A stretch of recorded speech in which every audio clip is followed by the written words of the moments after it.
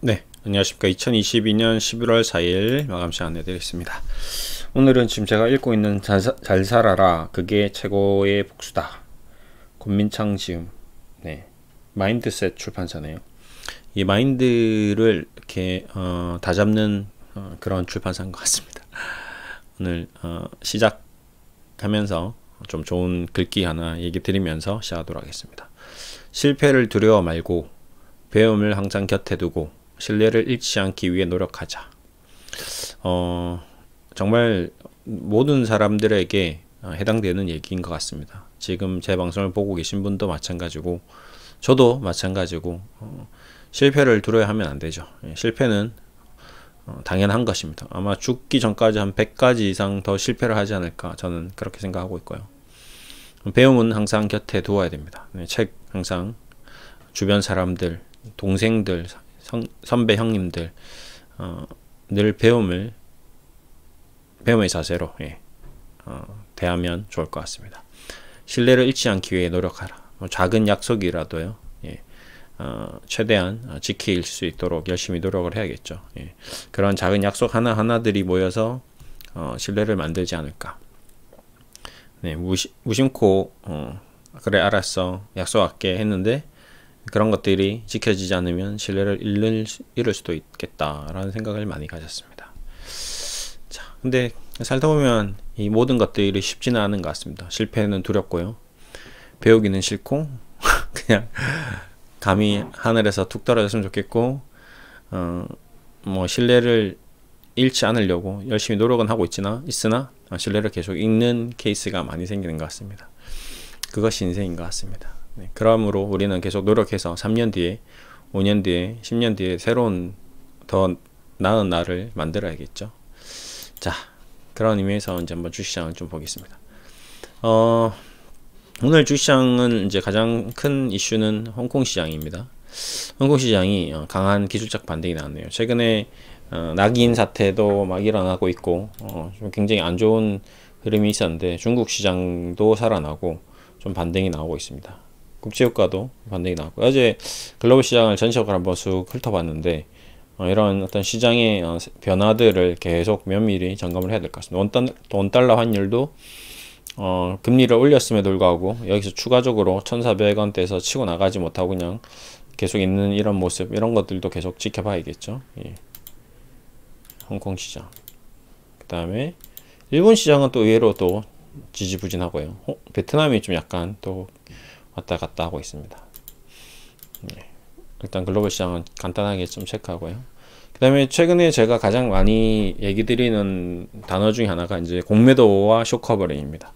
아예 공매도 금액을 저도 매일 이렇게 좀 체크를 하고 있습니다. 어디서 공매도가 많이 나오는지, 어떤 종목에서 공매도를 치고 있는지. 지금 LG 화학, LG 에너지 솔루션, 2차전지 쪽에서 공매도 대금이 많이 나오고 있다. 이런 걸 좀 얘기 드리고 싶고요. 그러면 이제 고점에서 나중에 또 실적 발표하고 경기가 좀 둔화되면 또 저쪽에서 또 과거에 우리나라 지금 카카오나 카카오뱅크에서 나왔던 그런 삼성전자 현대차 나왔던 급락들이 또 나올 수도 있겠다. 이제 이런 생각을 하는 거죠. 왜 그러냐면 워낙 얘네들이 기술적으로 많이 성장했고 많이 주가가 올랐는데 조정을 안 받았기 때문에 여기서 공매도가 이렇게 많이 쏟아져 나온다는 거는 향후 또 조심해야 될 필요가 있는 거죠. 예.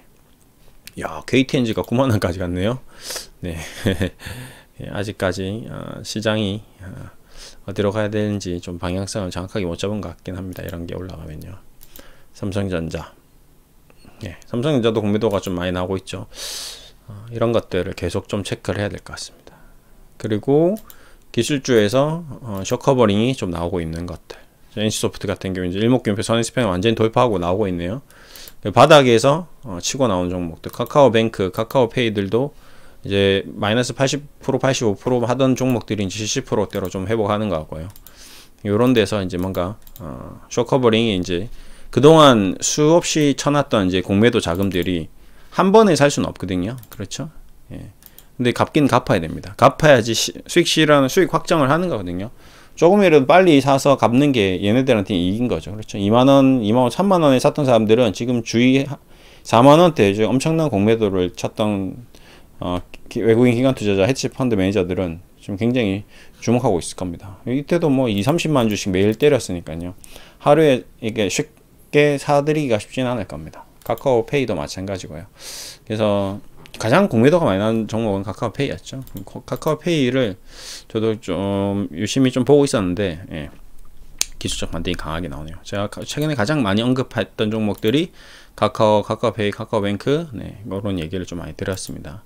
네, 지금 팔아야 될 때인지 사야 될 때인지 그런 얘기들도 많이 했고요. 초집중 뭐 이런 얘기들 영상을 통해서 많이 보내드렸는데 뭐 참고하신 분들도 있을 것이고 어떻게 뭐 결과적으로 어떻게 됐는지는 본인이 판단하셨겠죠. 예, 하여튼 당시에도 카카오 긴급 점검을 계속 카카오페이, 카카오뱅크 2주 전에도 얘기 드릴 때도 지금은 팔아야 될 때는 아니다. 네. 30 샛별형 출현. 샛별형이라는 거는 바닥에서 상승 전환 신호거든요. 뭐 이런 얘기를 계속 드렸습니다. 예. 그런 이후에 지금 이런 반등이 나왔다는 점, 좀 이런 것들 좀 유념해서 보시면 좋을 것 같고요. 시장이라는 것은 제가 뭐 주식 투자 격언 철학 이런 것들도 여기 많이 적어놨는데 늘 그랬던 것 같습니다. 여러분들이 생각하지 못했던 거, 여러분의 생각대로 저도 마찬가지입니다. 항상 그렇게 움직이진 않았더라. 주식 투자 철학 우리가 계속 생각을 했죠. 예. 그럼에도 불구하고 항상 밤에 편안하게 잘 수 있을 정도만 투자하자. 그게 결론입니다. 돈은 바닷물과 같아서 마시면 마실수록 점점 목이 마르게 된다. 그렇죠? 예. 위험이 다가온다는 사실을 깨달으면 즉시 행동하라. 재빨리 행동하라. 아니면 아무것도 하지 마라. 관찰하고 또 관찰한 사람에게 당해내기는 어렵다. 이런 단어들 하나하나를 보면 주식을 하는데 항상 그런 격언들이 맞구나 라는 생각을 하게 됩니다. 비법은 없다. 투자자는 물처럼 유연해야 된다. 계속 시황관이 계속 바뀌어야 됩니다. 좋았다 나빴다 좋았다 나빴다 뭐 한 가지에 딱 정해져서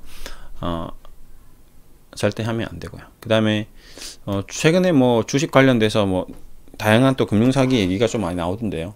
항상 제일 중요한 거는 투자 자금을 절대 내 계좌에 있는 돈을 누군가에게 위탁을 해서 맡겨서 운용하시면 절대 안 됩니다. 저도 마찬가지고요. 저는 이렇게 자문만 해드리는 거지 제가 여러분의 돈을 받아가지고 제 통장에서 제 주식 계좌에서 제가 사고 팔고 해서 수익을 드립니다. 이런 얘기는 절대 안 합니다.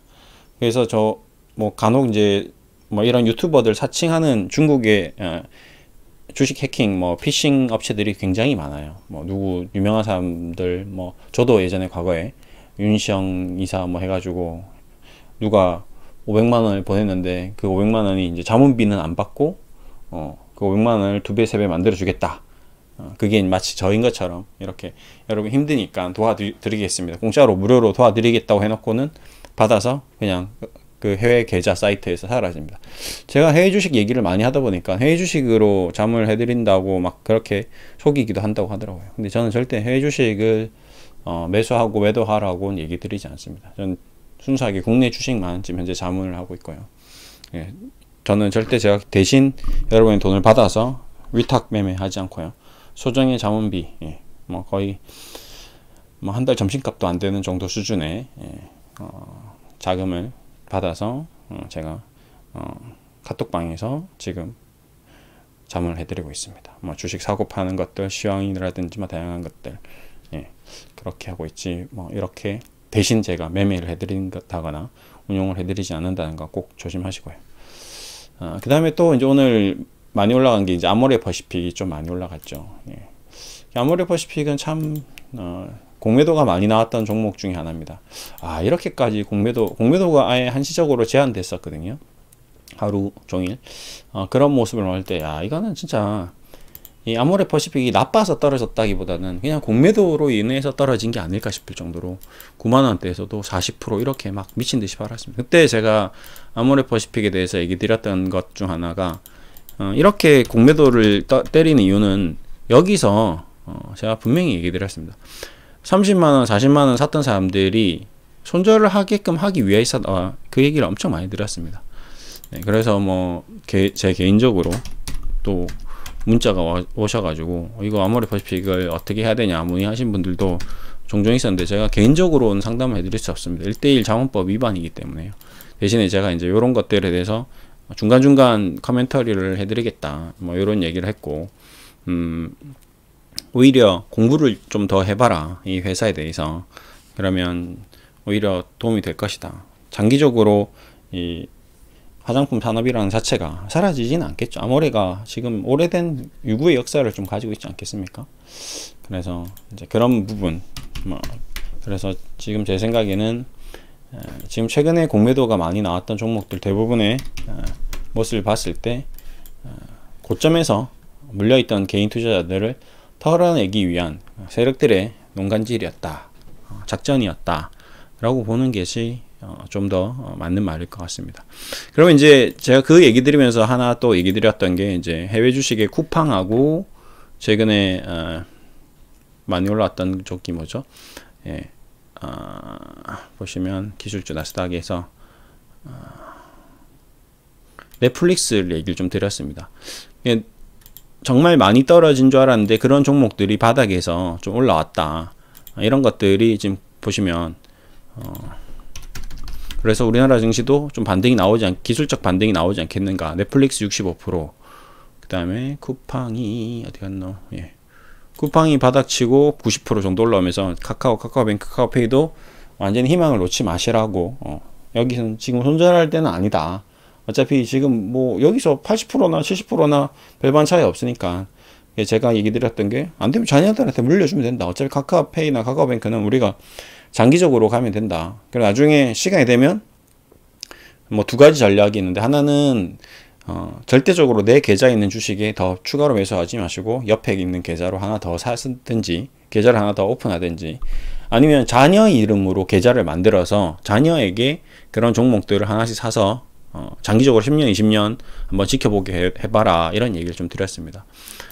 그때도 이제 얘기 드린 게 카카오뱅크, 카카오페이가 많이 빠졌으니까 이것만 사지 마시고 삼성전자도 사보시고, 뭐 국민은행도 사보시고, 현대차도 사보시고, 셀트리온도 사보시고, 뭐 아모레도 사보시고. 그러니까 우리나라의 업종 대표주, 대장주들이 지금 최근에 엄청 많이 빠졌으니까 자녀 명의로 분산 투자를 하라고 얘기를 드렸습니다. 그 이유는 자녀분도 나중에 어른이 되어서 커서 주식 투자를 할 때 몰빵 투자를 하면 안 되니까. 그렇죠? 그냥 자녀분한테 잘못된 거를 가르쳐주면 안 되잖아요. 아빠가 지금 주식을 사주는데 카카오가 많이 빠졌으니까 그러면 카카오로 지금 샀어. 근데 나중에 반토막이 나 있는 거죠. 근데 보니까 삼성전자는 2배가 올라갔어. 그럼 아빠는 자녀에게 잘못된 걸 가르쳐주고 있는 거거든요. 그렇죠? 주식을, 나는 얘를 경제 교육을 시켜주기 위해서 주식이란 거를 뭐 100만원씩 사줬는데 100만원이 1000만원 될 거라고 맨날 술 마시면 와서 이거 아빠가 주식 1000만원 될 거야 맨날 그렇게 얘기했는데 10년이 지났어요. 근데 카카오는 반토막 돼 있습니다. 삼성전자는 2배 올라가 있어요. 무슨 차이인가요?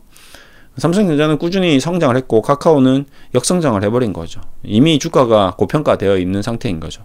그거는 10년이 지났을 때 나중에 봤을 때 알 수가 없는 부분이 있거든요. 그렇기 때문에 항상 주식 투자는 안전하게 분산 투자를 해야 되는데, 그때 그런 것들을 가르쳐 줄 때 제가 이렇게 얘기 드렸습니다. 10년 뒤에 봐봐, 삼성전자는 2배가 되었고 SK텔레콤은 주가가 하나도 안 올라갔어. 근데 10년 동안 배당을 5%씩 5번을 줘서 50% 수익이 난 거랑 마찬가지야. 이런 것들도 설명해 줄 수 있겠죠. 그래서 배당주의 어떤 메리트, 그리고 그 돈을 아빠는 주식으로 샀단다. 그래서 최초 100만원, 1000만원 10개의 주식을 각 100만원씩 샀는데 현재 SK텔레콤은 150만원이 돼 있네. 그러니까 50% 수익이 난 거지. 이런 식으로 설명해 줄 수 있는 거죠. 그리고 카카오뱅크를 샀는데 2만원짜리가 10만원이 돼 있네. 이거는 아빠도 이렇게 될 줄 알았으면 하나에 몰빵을 할 수도 있었지만 그럼에도 불구하고 너에게 분산 투자의 안전함을 가르쳐 주기 위해서 힘들지만 참고 이렇게 분산 투자를 했단다.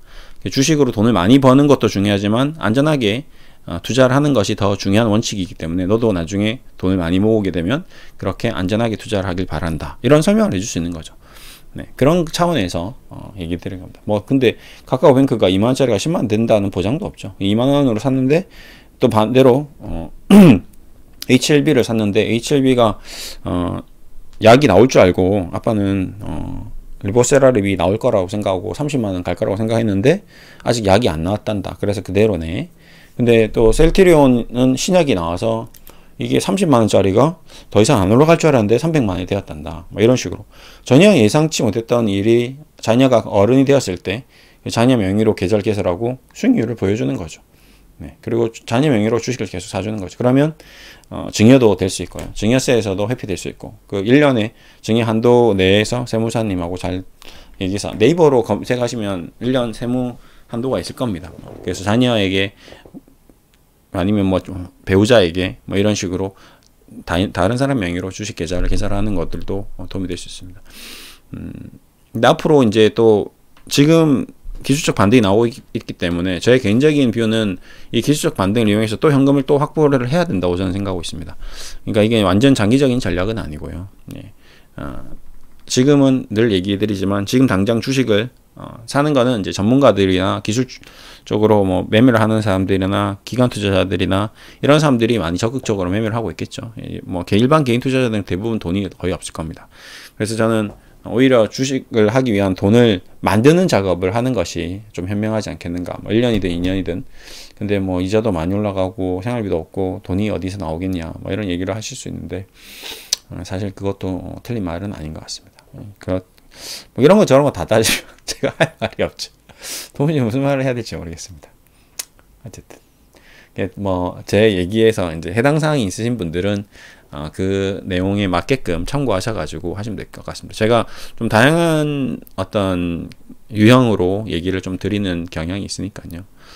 이런 케이스, 뭐 일반적으로 일반 개인 투자자분이 대상입니다. 80%. 그리고 거기서 중간중간 뭐 10%, 20%, 그 다음에 뭐 신용 많이 하시는 분들도 있죠. 예, 그런 분들한테는 항상 하지 마시라고 얘기 좀 드리고 있고요. 그리고 공격적인 주식, 뭐 단타 치시는 분들은 아예 제 방송 안 보고 있죠. 저는 뭐 단타 얘기를 아예 안 드리니까요. 단타 종목을 찾을 수도 없습니다. 뭐 이런 것들, 예. 옛날 뭐 상한가 가고 뭐 하한가 가고 이런 거는, 예. 이런 걸 하면 심리적으로 안정감이 없기 때문에 자신의 어떤 인생의 삶에서 완전히 실패를 하는, 이탈을 해버린, 궤도를 벗어나는 심리적 상태로 갈 수가 있습니다. 그래서 저는 절대적으로 추천을 하지 않습니다. 네. 보지도 않죠. 보는 건 그냥 재미로 한 번씩 그래 오늘도 이렇게 인디F 같은 종목은 상한가를 가는구나. 그 다음에 또 같이 보는 거죠. 다이나믹 디자인 마이너스 28% 가는구나. 내가 인디F로 사면 다음날 마이너스 28%가 될 거야 라는 얘기를 혼자 스스로 생각하면서 절대 하지 말자라고 다짐하면서 이렇게 장을 툭 땄습니다. 괜찮죠? 네, 그렇게 좀 보시면 될 것 같고요. 아무튼 오늘도 힘든 하루였습니다. 네, 요즘에 날씨가 엄청 추워지더라고요. 오늘도 간밤에 저도 자다가 너무 깜짝 놀라서 일어났습니다. 너무 추워서 사시나무 떨듯이 부들부들 떨다가 깨었습니다. 저도 좀 감기가 좀 온 것 같은데요. 몸 상태가 상당히 안 좋아서 약을 먹어도 아프더라고요. 그래서 겨우 잠이 들었는데 하루 종일 고생한 것 같습니다. 감기 조심하시고요. 네. 항상 상비약, 비상약 준비해 두시고 비상사태 아프면 안 되니까요. 그리고 물 많이 드시고 비타민도 많이 드시고, 예, 항상 건강이 최고입니다. 그 이상도 그 이하도 없습니다. 네. 그리고 마지막으로 뭐죠? 예, 이거 마지막으로 한 번 더 제가 이 얘기를 시작과 끝에 한번 꼭 드리고 싶었습니다. 실패를 두려워하지 말고 배움을 항상 곁에 두고 신뢰를 잃지 않기 위해 노력하라. 이렇게 마무리하겠습니다. 감사합니다.